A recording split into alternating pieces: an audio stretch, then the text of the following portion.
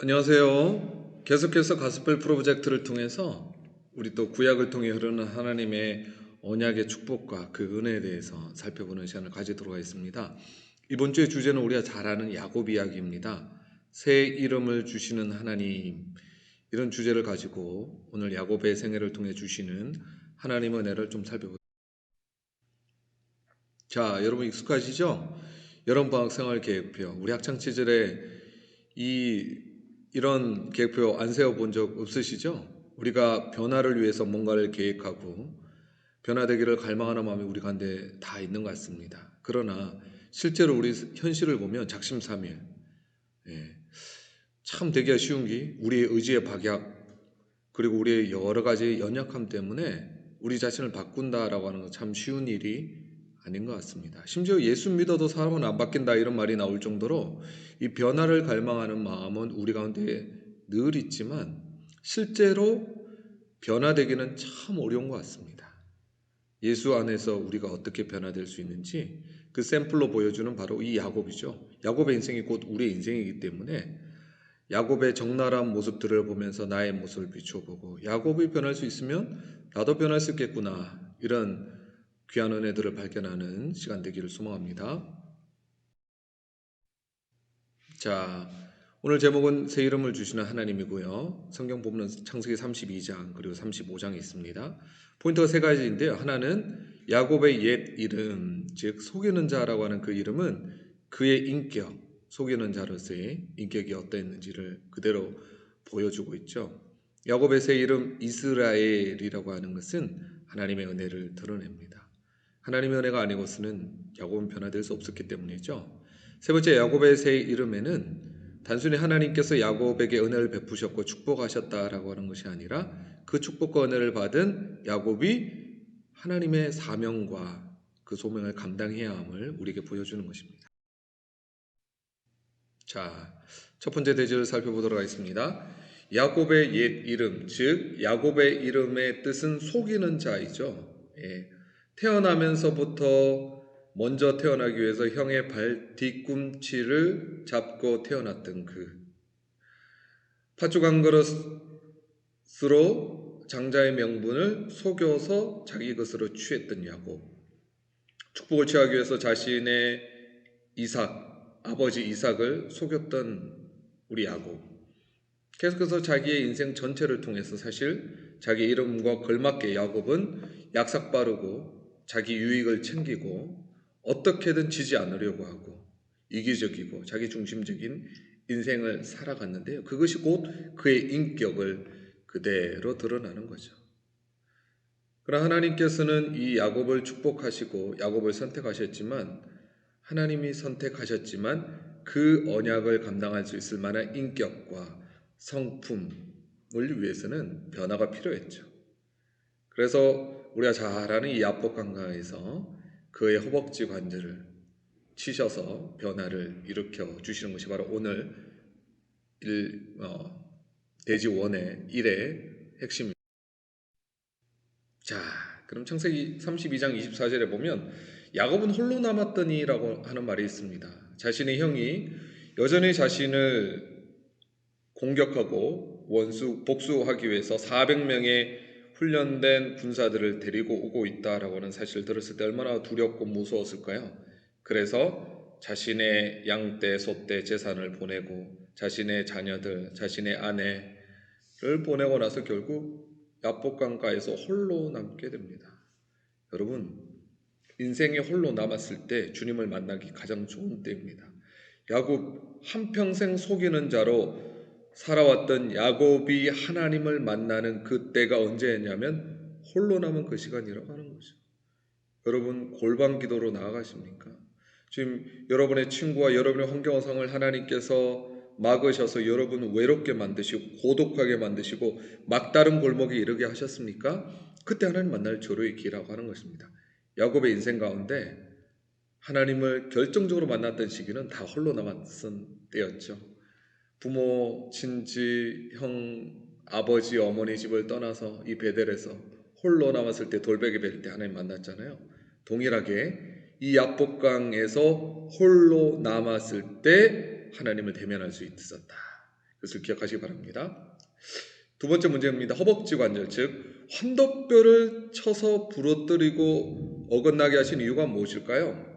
하나님께서 야곱을 축복하기를 원하시고 야곱을 선택하셨고 야곱을 사용하시길 원하시지만 하나님께서 야곱 그대로를 사용하시는 것이 아니라 그에 걸맞게 변화시키겠다라고 하는 하나님의 목적과 이유를 보여주는 거죠.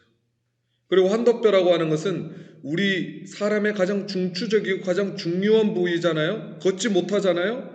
한평생 절뚝이면서 한평생 그 환도뼈 부러진 것을 붙들고 절뚝이며 지팡이에 의존해서 살아야 했는지 모르지만 철저하게 야곱이 하나님의 도우심이 없이는 내가 살아갈 수 없구나. 나의 약삭빠른 나의 지혜와 나의 경험과 나의 어떤 계획이 아니라 나라고 하는 인생은 철저하게 하나님을 의지하고 하나님을 붙들고 하나님을 바라봄으로써 절대 의존적으로 살아야 되겠구나라고 하는 것을 바로 이 환도뼈를 부러뜨리게 하심으로 하나님께서 야곱에게 경험케 해주신 것입니다. 두 번째 대지입니다. 야곱의 새 이름 이스라엘은 하나님의 은혜를 드러냅니다. 이스라엘이라고 하는 이름의 뜻은 하나님이 싸우신다, 하나님의 왕자 이런 뜻이 있습니다.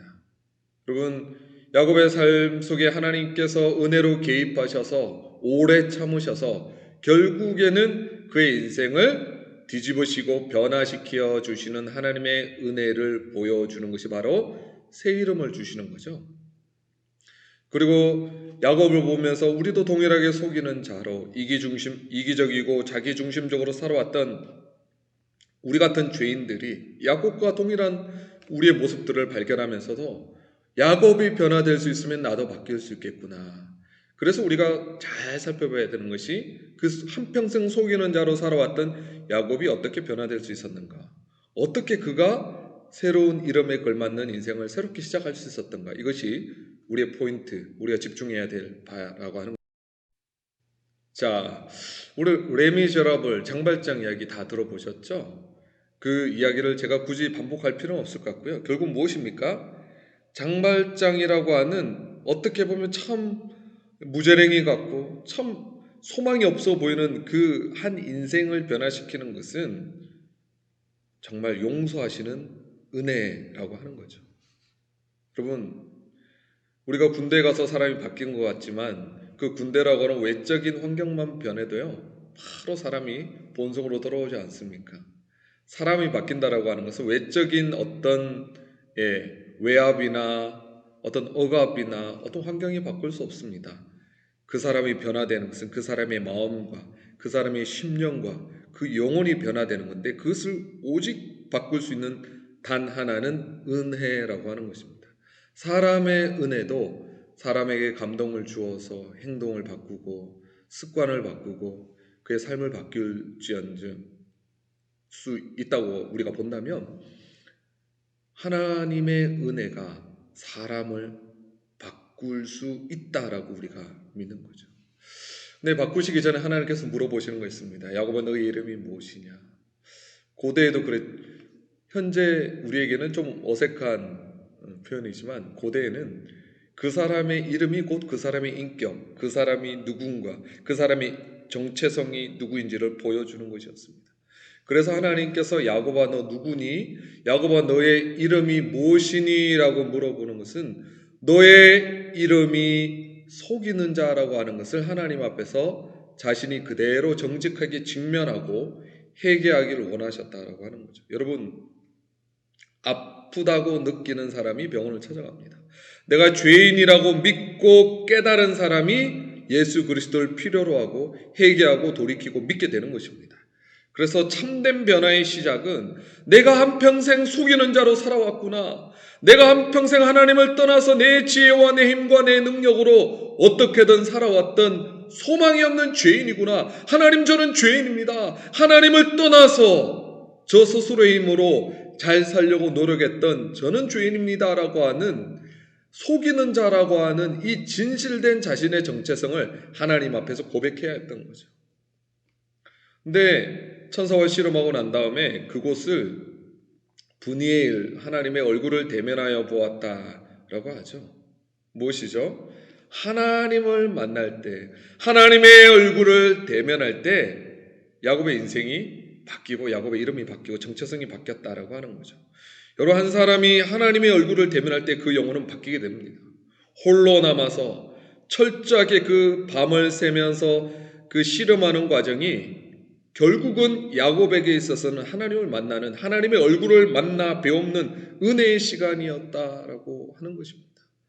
신약 시대를 살아가는 우리에게 주시는 교훈 무엇입니까? 예수 그리스도 안에서 우리가 하나님을 만날 수 있는 거죠.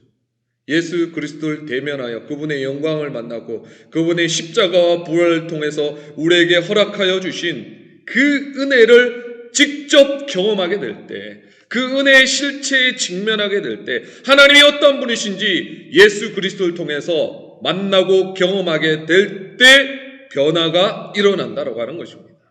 야곱이 브니엘에서 하나님을 대면하여 그의 인생이 바뀌었다면 우리도 예수 그리스도의 십자가를 통해서 입증하여 주신 하나님의 은혜와 사랑을 만나고 직면하게 되고 체험하게 되면 우리 인생도 바뀔 수 있다라고 하는 것을 분명히 보여주고 가르쳐 주신다라고 하는 것입니다. 세 번째 대지입니다. 야곱의 새 이름에는 하나님이 주신 사명이 담겨 있습니다. 야곱의 발전 과정을 살펴볼까요? 하나님께서 씨름하는 그 과정을 통해서 축복해 주시죠. 야곱을 축복해 주시고 복을 주십니다. 그리고 10절에는 새로운 정체성, 어떤 삶을 살아야 될지, 하나님께서 야곱을 어떻게 바라보시는지 그 정체성을 주시고요. 그 정체성은 곧 야곱의 부르심이 담겨 있습니다. 책임이 있는 거죠. 소명이 있는 거죠. 그가 해야 될 일이 있다라고 하는 거죠. 야곱의 사명이 무엇입니까? 변화의 매개자, 축복의 통로가 되는 거죠. 아이러니하게도 속이는 자로 한평생 살아왔던 이 야곱을 통해서 이스라엘 12지파 아들을 주시잖아요. 그를 통해서 하나님께서 이스라엘이라고 하는 흰 민족을 이루게 하시고 이 이스라엘 민족을 통해서 예수 그리스도를 주셔서 결국 온 세계를 축복하시는 하나님의 놀라운 사명, 하나님의 은혜가 담겨 있다라고. 야곱이 이스라엘로 변화된 것의 의미, 제가 말씀드렸지만 속이는 자 야곱이 하나님의 왕자, 그리고 하나님께서 대신 싸워주시는 하나님의 택한 이스라엘 족속의 조상이 됨으로써 우리도 예수님을 만나면 우리도 바뀔 수 있겠구나라고 하는 소망을 우리에게 주는 것입니다. 근데 35장의 베델, 즉 하나님의 집이라고 하는 곳에서 하나님이 다시 언약을 맺어주신 것이 의미가 뭘까요? 베델은 여기에 처음 등장하지 않죠. 언제 등장합니까? 야곱의 인생 가운데 가장 추웠고 외롭고 두려웠던 그 인생. 뒤에는 에서가 자기를 쫓아오고 있고 한 번도 가보지 않았던 바다나람으로 가야 했을 때 외롭고 쓸쓸하고 고통스러웠던 그 시간에, 그 밤에 하나님께서 꿈을 통해서 베델이라는 곳에서 언약을 맺어주시죠. 환상을 보여주시죠. 꿈을 통해서 하나님의 사자가 오르락 내리락, 결국 무엇을 보여주는 거죠? 하나님께서 야곱을 만나주셨다. 하나님께서 야곱의 인생 가운데 찾아오셨다라고 하는 것을 보여주는 거죠. 다시 그 은혜의 자리로 나가는 거죠. 하나님께서 너를 만나주셨던 그 자리로 다시 나가는 것. 여러분의 은혜의 자리가 어디입니까? 언제 여러분 인생 가운데 찾아오셔서 하나님이 여러분을 만나주셨고 여러분을 변화시켜 주셨고 여러분 인생 가운데 하나님의 말씀을 깨닫게 하셨고 체험케 하셨습니까? 여러분 그 베델로 올라가야 하는 것입니다. 그 베델로 올라가서 그 장소가 아니라 그 장소에서 여러분을 만나주신 하나님을 다시 만나야 하는 것입니다. 이것을 언약의 재갱신이라고 합니다. 우리에게도 동일합니다. 옛날의 은혜로 살아갈 수 없습니다. 오늘 나를 찾아오셔서 내게 말씀해 주시고 나를 만나 주시는 하나님의 그 은혜, 현재적 은혜로 살아가는 거죠. 세 번째입니다. 야곱을 변화시키시고 야곱을 축복하신 하나님께서 야곱에게 허락하신 사명은 뭘까요? 하나님께서 야곱을 변화시키셔서 축복하시고 끝나는 데 아닙니다. 축복하셔서 결국 야곱을 통해서 다른 민족을 축복하고 야곱을 통해서 이스라엘이라고 하는 한 택하신 민족을 이루게 하심으로써 온 열방을 축복하길 원하시는 축복의 통로, 축복의 매개체가 되게 하셨다라고 하는 것입니다. 하나님께서 은혜를 베푸실 때, 하나님께서 누군가를 구원하실 때, 하나님께서 누군가를 변화시키실 때는 하나님께서 그 인생 가운데 쓰시고자 하시는 하나님의 분명한 의도와 목적이 있다라고 하는 것입니다. 마찬가지입니다. 여러분, 야곱과 같은 속이는 자의 인생 가운데 찾아오셨던 하나님께서 그 인생을 만나주시고 변화시켜 주심으로써 하나님께서는 그 인생에게 새로운 소명, 다른 사람을 축복할 수 있는 놀라운 비전을 허락해 주셨다라고 하는 거죠. 여러분, 구원이 우리의 삶의 목적이 아닙니다. 만약 우리 삶의 목적이 구원이고 천국 가는 것이라면 구원받는 순간에 우리를 불러주시는 거죠. 우리를 구원해 주셨고 우리에게 천국 소망을 주셨는데도 이 땅에 남겨두셨다라고 하는 것은, 변화시켜 주시고 은혜를 계속해서 베풀어 주신다라고 하는 것은 우리도 축복의 통로로 우리에게 허락하신 그 은혜를 흘러보내야 될 사명이 있다라고 하는 것을 우리가 기억해야 하는 것입니다. 오늘의 핵심 교리입니다. 예수 그리스도를 믿고 영접한 신자의 새로운 정체성. 그리스도를 믿게 되면 하나님의 진노 아래 있는 원수의 신분에서, 소망이 없는 그 죄인의 신분에서 하나님의 권속, 하나님의 사랑받는 자녀의 신분으로 변화된다. 우리의 정체성이 바뀐다. 이런 정체성을 믿는 것이 믿음인 거죠. 내가 왕자와 거지 이야기 알죠? 자신이 왕자라고 생각하면 거지도 왕자로서의 삶을 살아가는 거죠. 그러나 자기가 왕자임에도 불구하고 자기가 거지인 것처럼 행세하고 믿으면 거지처럼 살아갈 수밖에 없다라고 하는 거죠. 내가 하나님의 자녀가 되었구나, 내가 하나님의 권속이구나, 하나님의 맏아들이 되어서 하나님의 모든 축복과 권세와 능력이 내 것이 되었구나라고 하는 새로운 정체성을 믿는 믿음이 우리로 하여금 세상을 이기며 살아가게 만드는 것입니다.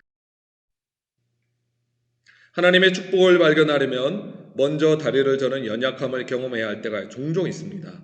그래서 하나님의 축복을 받은 대부분의 사람은 즐거워 춤출 때 다리를 접니다. 야곱에게 있어서 환도뼈가 골절된 것은 축복의 상징이었을 것입니다. 물론 그것 자체는 고통과 통증과 아픔이죠.